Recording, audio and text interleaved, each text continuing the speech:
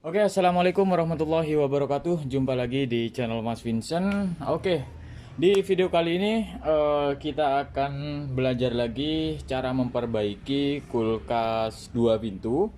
Dengan permasalahan itu banyak sekali ya. Jadi mulai permasalahan dari kulkas dua pintu ini yang atas dingin, yang bawah nggak dingin, atau juga yang atas bawah juga nggak dingin. Ada juga yang seperti ini. Ada juga dingin tapi nggak beku. Jadi ada 3 poin ya. Oke, yang pertama di sini saya akan memberikan tutorialnya. Teman-teman bisa simak video ini supaya nggak ada kekeliruan saat memperbaiki sendiri. Dan di sini tujuannya adalah supaya kalian bisa memperbaiki kulkas dua pintu dengan mudah, teman-teman ya. Dan di sini yang pertama untuk kulkas dua pintu yang sering kita jumpai ya, permasalahannya itu bagian bawah dulu nggak dingin, kemudian yang atas nggak dingin. Dan untuk rata-rata untuk teman-teman semua itu banyak banget di kolom komentar. Saya nggak bisa balas komentar satu persatu ya, karena di sini juga saya di push untuk ngerjakan kulkas-kulkas pelanggan saya juga. Jadi setelah lebaran itu banyak banget pekerjaan, sehingga saya nggak bisa balas komentar satu persatu, teman-teman ya. Dan kemungkinan saya pasti akan menjawab satu persatu di kolom komentar. Oke, di sini karena paling banyak pertanyaan di seputar kulkas dua pintu, makanya di sini saya buatkan tutorialnya. Makanya teman-teman bisa simak video ini. Oke, yang pertama yang sering terjadi kesalahan saat memperbaiki kulkas dua pintu, baik itu kulkas dua pintu Sharp atau bahkan yang kulkas dua pintu merek Polytron, itu rata-rata Polytron, dan juga kulkas Sanyo dua pintu ya teman-teman ya. Oke, kebanyakan teman-teman itu mengganti di bagian sensor defrost ini, teman-teman ya.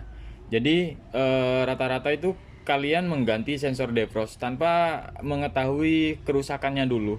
Makanya itu yang sering keliru, teman-teman ya, saat memperbaiki. Harusnya itu kita analisa dulu, karena analisa ini penting ya. Karena jika analisa ini salah menganalisa bahwa kerusakannya itu diletaknya di bagian sensor defrost, itu maka besar kemungkinan itu gagal. Jadi tetap setelah ganti ini masih tetap nggak dingin, setelah ganti timer juga tetap nggak dingin. Makanya di sini teman-teman bisa simak. Oke, jika permasalahan di bagian kulkas dua pintu, jika pergantian sensor defrost, pergantian timer, pergantian heater ya kan, itu biasanya itu ada indikasi di bagian sini nih. Jadi ada indikasi bunga es ya di bagian sini nih. Ada juga yang sampai keluar ya, bunga esnya itu sampai keluar di bagian sini. Nah, itu kalian bisa cek di bagian kipasnya.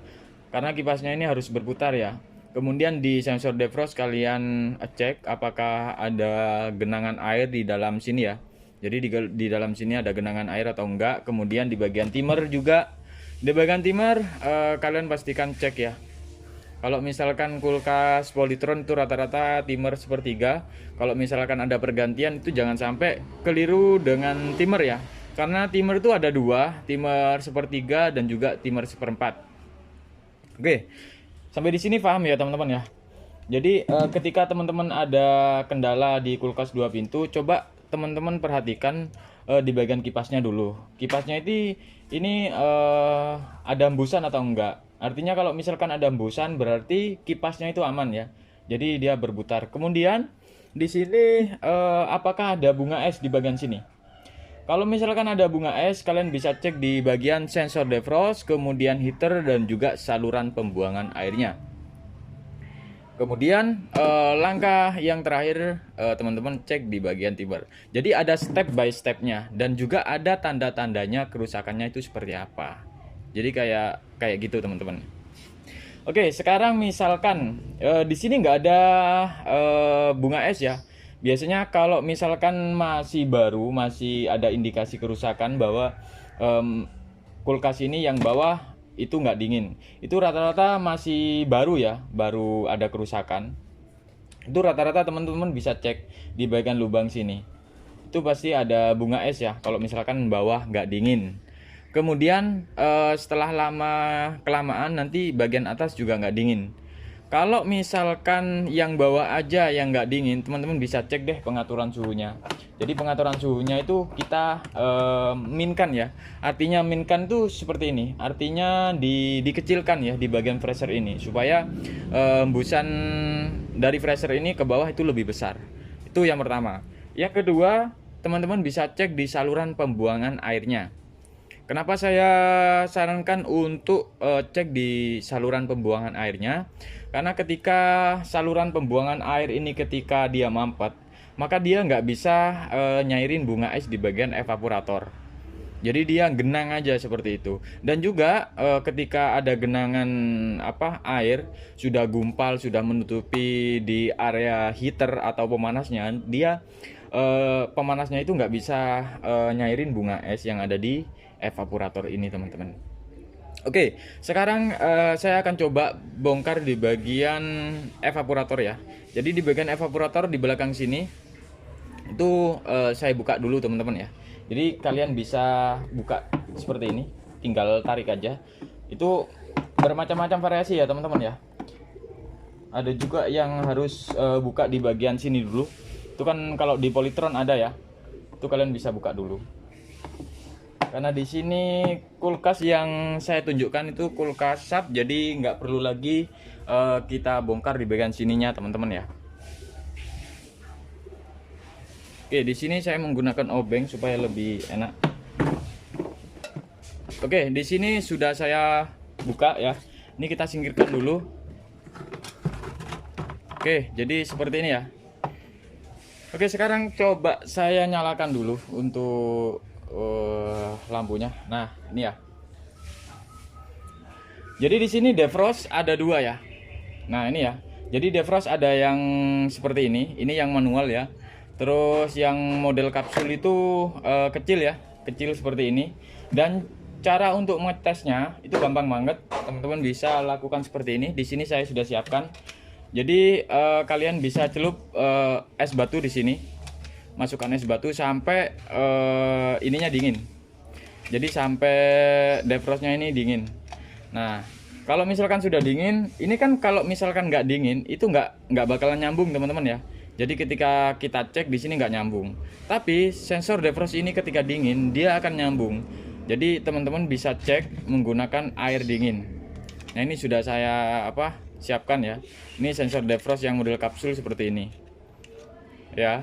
Cara tesnya juga sama. Kalau misalkan model kapsul seperti ini tuh dia ada tahanan, teman-teman ya. Jadi tahanan. Kalau ini itu hanya nyambung aja. Jadi kayak semacam switch. Kalau sudah dingin dia akan nyambung seperti ini. Jadi kayak gitu ya. Nah, ini biasanya letaknya ada di sini. Ada di sini. Oke, semua di sini paham ya, teman-teman ya. Oke, di sini saya coba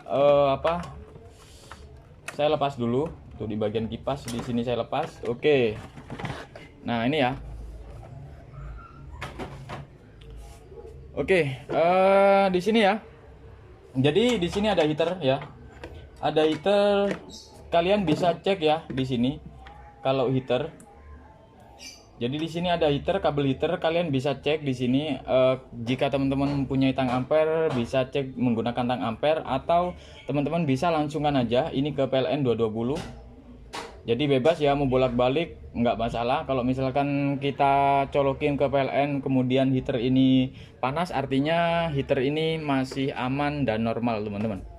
Oke, di sini saya coba kembali dekatkan untuk kameranya supaya kalian bisa mengerti. Jadi caranya seperti itu ya untuk cara ngecek heater. Jadi kalian bisa potong atau ini kita bisa lepas. Nah, kita lepas, kita beri strum 220 ya di sini satu-satu, itu jangan sampai nyambung.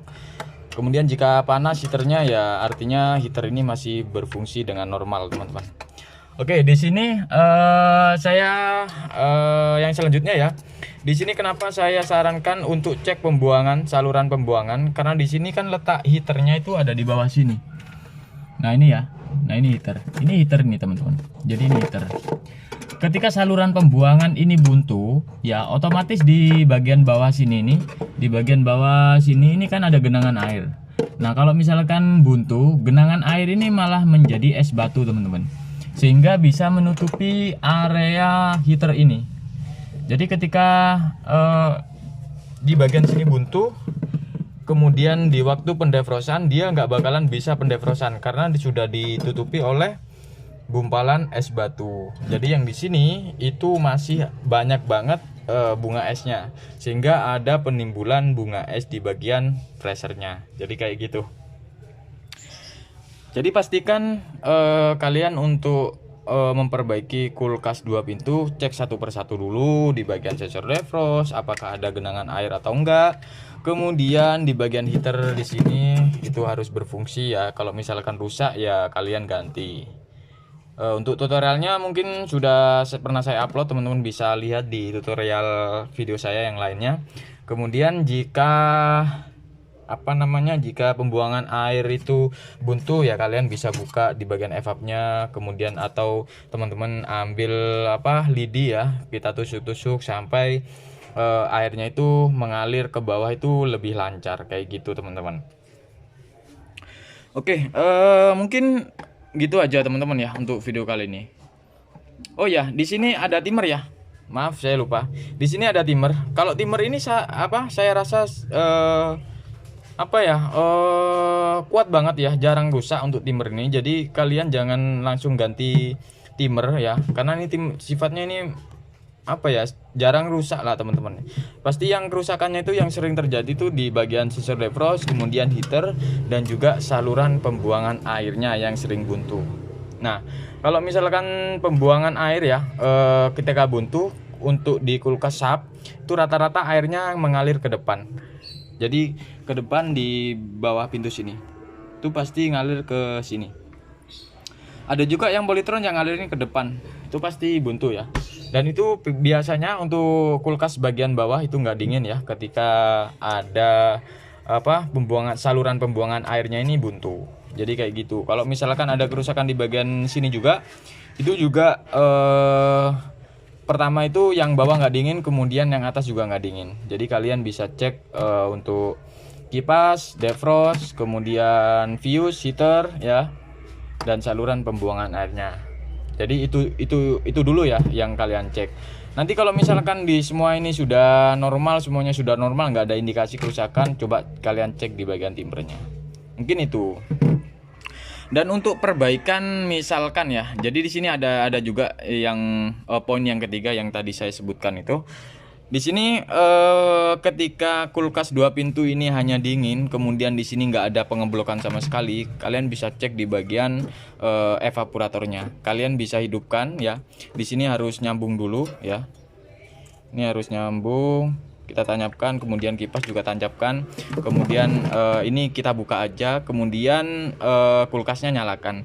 Apakah bunga es ini rata atau enggak? Kalau misalkan rata, otomatis di bagian freon dan juga mesin kompresor itu artinya aman. Kalian berarti kurang teliti saat pengecekan di bagian sensor defrost dan juga heater dan juga timer. Itu kemungkinan kalian kurang teliti lah teman-teman. Jadi kayak gitu. Dan ketika untuk bunga es ini hanya separuh ya, jadi hanya separuh yang ngembun bunga es, ada bunga esnya, artinya di sini itu kekurangan freon ya. Jadi freonnya berkurang, jadi kalian harus tambahkan freonnya. Nah ini rata-rata untuk perbaikan seperti ini biasanya itu dilakukan oleh teknisi ya.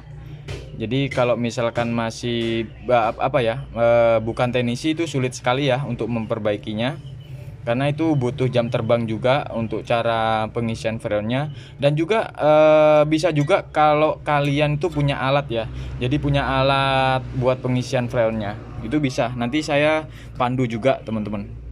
Jadi ada juga yang kemarin yang saya pandu sampai kulkas itu dingin ya.